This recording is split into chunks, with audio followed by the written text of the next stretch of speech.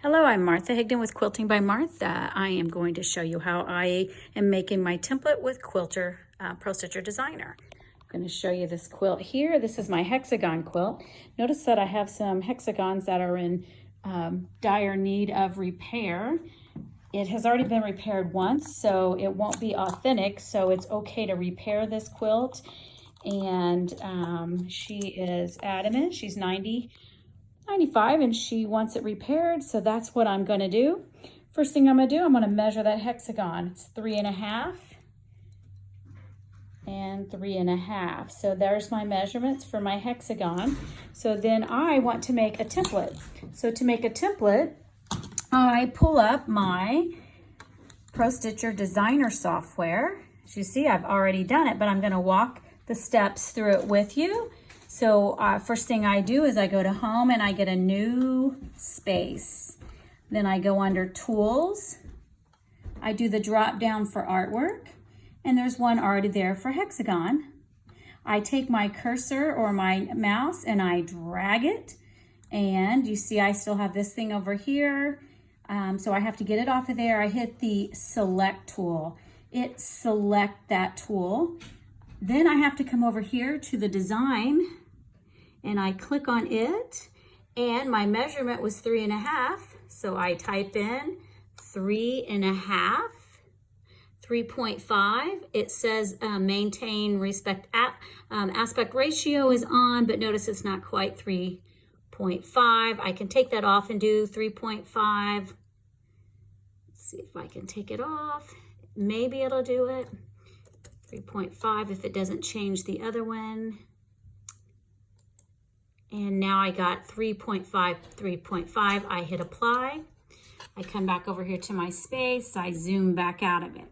Now that is the hexagon that I need for my quilt. But the first time I did it, I remember to add the 1/4 inch seam or the allowance around the outside. Well, then I put the quilt away, and then this morning I decided to make some more templates, forgetting to add that 1/4 inch around. So then all my hexagons were too small.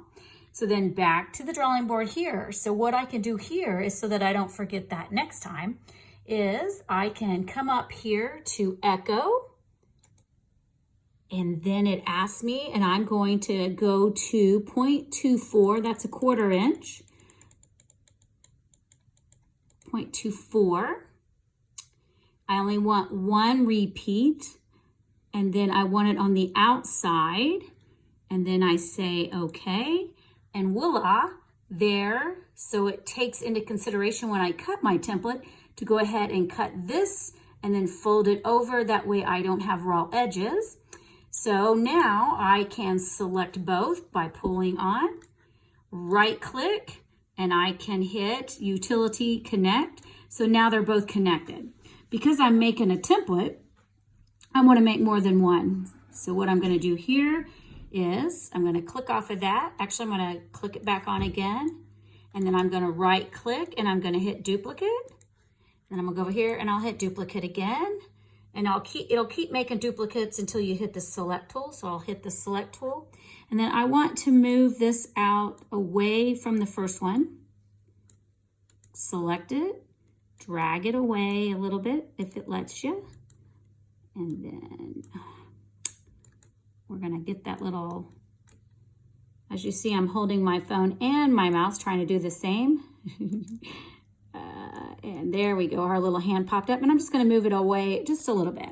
If you want to hit the space bar, it brings it both in, and then I'm gonna zoom back out a little bit so that you can see my workspace. Then I'm gonna go under File, Preview, Print Preview. So now I have two for my print preview, and then what I can do is now I can send it to my printer and print it, which is what I did here, so that you see that I printed it off, and now I can cut out those templates and make my hexagon for the quilt. And let's say this time, like this time this morning, I worked on it for a few and then I put it away and then I came back and worked on it again. This time, I already know that my 1/4 inch seam or my 1/4 inch is already going to be around that hexagon. So what I do is I'm going to cut this template out. I'm going to put fusible on the back of the fabric that she wants these changed out with. and then I can fold those under and then put them on this quilt, fuse it on, and then I will have to hand stitch each of those back in there, and then I will hand quilt these lines when I'm completely finished with all my hexagons. So this is a great way that I can use my Pro Stitcher Designer software in my quilting needs. Hope you've enjoyed this tutorial, and happy quilting. Like and subscribe to Quilting by Martha, my YouTube channel. Thank you.